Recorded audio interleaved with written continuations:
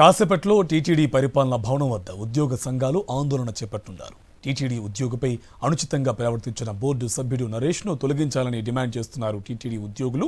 TTD ఉద్యోగులకు board member Naresh క్షమాపణలు చెప్పాలని డిమాండ్ చేస్తున్నారు.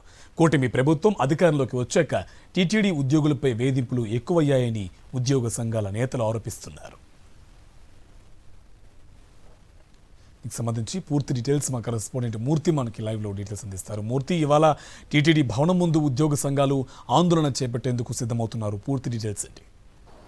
కార్తీక్, టీటీడీ ఉద్యోగ సంఘాలన్నీ కూడా ఒకే వేదికపైకి వచ్చి ఏదైతే టీటీడీ ఉద్యోగి బాలాజీ పైన అనుచితంగా ప్రవర్తించినటువంటి పాలక మండలి సభ్యుడు నరేష్ పైన చర్యలు తీసుకోవాలని డిమాండ్ చేస్తూ ఆందోళనకు శ్రీకారం చుట్టబోతున్నారు. మరికొద్దిసేపట్లో టీటీడీ ఉద్యోగులంతా కూడా టీటీడీ పరిపాలనా భవనం ఎదుట వారంతా కూడా తమ యొక్క నిరసన గళం వినిపించేందుకు సిద్ధమవుతున్నటువంటి పరిస్థితి కనిపిస్తోంది. ప్రధానంగా టీటీడీ తిరుమల శ్రీవారి ఆలయం మహాద్వారం వద్ద ఒక ఉద్యోగి పట్ల అనుచితంగా ప్రవర్తించినటువంటి పాలక మండలి సభ్యుడు నరేష్ పైన ప్రస్తుతం తక్షణమే అతను విధుల నుంచి తొలగించాలన్నటువంటి ప్రధాన డిమాండ్ను తెరపైకి తీసుకొస్తున్నారు. ఉద్యోగి పట్ల అనుచితంగా ప్రవర్తించినటువంటి నరేష్ను ఏ క్షణంలో కూడా కొనసాగే నైతిక అర్హత లేదన్నటువంటి ప్రధాన డిమాండ్ను ఉద్యోగ సంఘాలన్నీ కూడా ఏకతాటిపైకి వచ్చి తెరపైకి తీసుకొచ్చాయి. ప్రధానంగా అతను విధుల నుంచి తొలగించడం కాకుండా ఉద్యోగులందరికీ కూడా బహిరంగ క్షమాపణ చెప్పాలన్నటువంటి తెరపైకి ప్రధాన డిమాండ్ తీసుకొచ్చారు. ఈ క్రమంలోనే ఉద్యోగులంతా కూడా మరికొద్ది సేపట్లో